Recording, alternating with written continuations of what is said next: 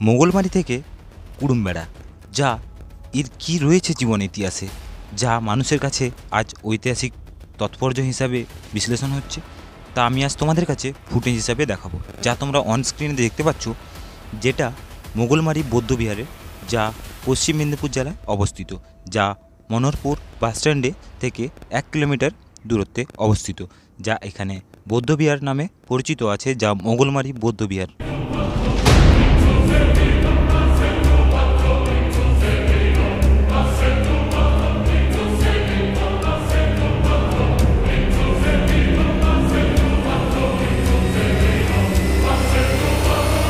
কুড়ুমবেড়া, যা একসময় ছিল মন্দির, আজ হয়ে গেছে দুর্গ। যদিও কুড়ুমবেড়াকে একটি দুর্গ বলে মনে করা হয়, তবে এটিতে একটি দুর্গের সমস্ত মৌলিক বিশিষ্টের অভাব রয়েছে, যেমন অস্ত্র, বারুদ রাখার জন্য একটি নিরাপদ স্থান, সুরক্ষিত প্রধান প্রবেশদ্বার, স্তরযুক্ত দেওয়াল, বুরুজ, পখিরা, প্রহরী টাওয়ার বা গোপন প্রস্থানের মতো কোনো সাধারণ সুরক্ষামূলক বৈশিষ্ট্য নেই। সো গাইজ, এই মুহূর্তে আমি কুড়ুমবেড়াতে আছি। তো কুড়ুমবেড়ার যে আগে এটা ছিল মন্দির, তারপরে হয়েছে এটা দুর্গ।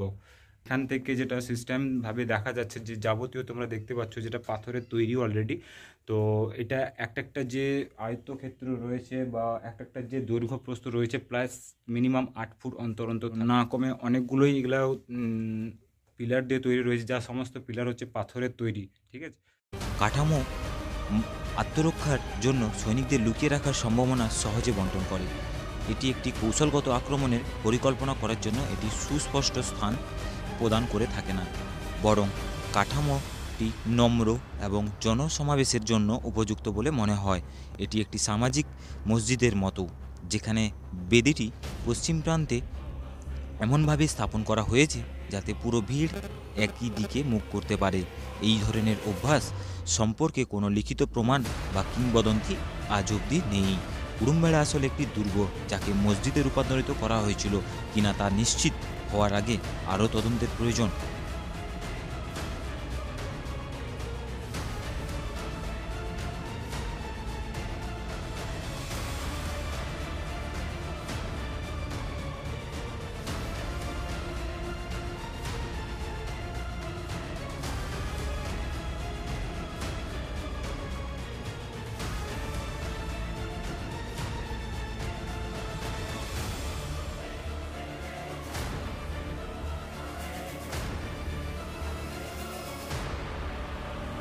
কুড়ুমবেড়া একটা পর্যটকদের জন্য খুবই ভালো। তো যা এই নিয়ে দ্বন্দ্ব লাগিয়ে আজ সরকারের আন্ডারটেকিংয়ে চলে গেছে, যেটা দুর্গ হয়ে যায়, যার কারণে এটা এখন সরকারের আন্ডারটেকিংয়ের মধ্যে আছে।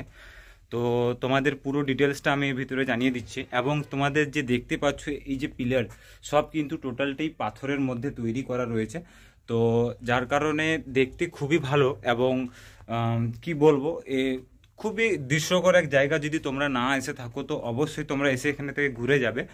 বেলদা থেকে কেশিয়াড়ি রোড আসতে হলে কুকাই আসতে হবে। কুকাই থেকে টোটাল ডিস্টেন্স হচ্ছে 3 কিলোমিটার। আপনি টোটোতেও আসতে পারেন, আপনি পার্সোনাল কার করেও আসতে পারেন। তো এমন কোনো ডিস্টেন্স নয়, এসে আপনি এখান থেকে দেখে যাবেন। তো দেখে গেলে অবশ্যই আপনার এক স্মৃতিময় এক জায়গা, যা দেখার পর আপনারও খুবই ভালো লাগবে এবং সাধারণ মানুষেরও আমি জানাবো, যারা এখন অবধি এখানে আসেনি, তো তারা অবশ্যই আসুক।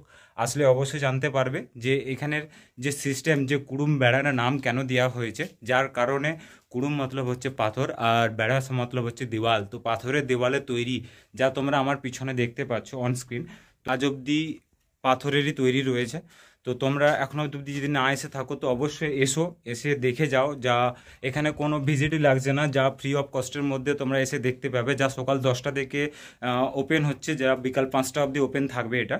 তো খুবই ভালো এক জায়গা, যা আমি প্রথম তোমাদের কাছে এটা ফুটেজ তুলে ধরছি। যদি আসেন তো অবশ্যই আসবেন।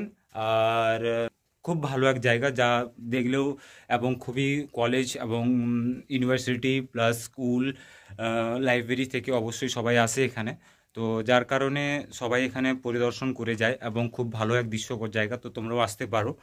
তো ওপেন টাইম আপনাকে বলেই দেওয়া হলো। তো বাকি দৃশ্যটা তোমাদের কাছে আমি পরিস্ফুটভাবে তুলে ধরছি, ডিটেলসটা আমি জানাচ্ছি। তোমরা ভিডিওর মধ্যে থাকো, তাহলে পুরো ডিটেলসটা জানতে পারবে। ঠিক আছে।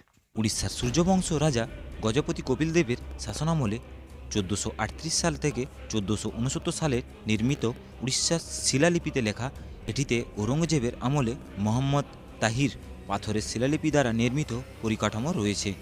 এএসআইয়ের অধীনে একটি সুরক্ষিত স্মৃতিস্তম্ভ, যা হওয়া সত্ত্বেও দুর্গ সম্পর্কে কোনো তথ্য পাওয়া যায় না। 1568 সালে বাংলা ও বিহারের আফগান সালতানাত উড়িষ্যার আক্রমণ করে, যার মধ্যে পশ্চিমবঙ্গের অবিভক্ত পশ্চিম মেদিনীপুর জেলায় অন্তর্ভুক্ত ছিল।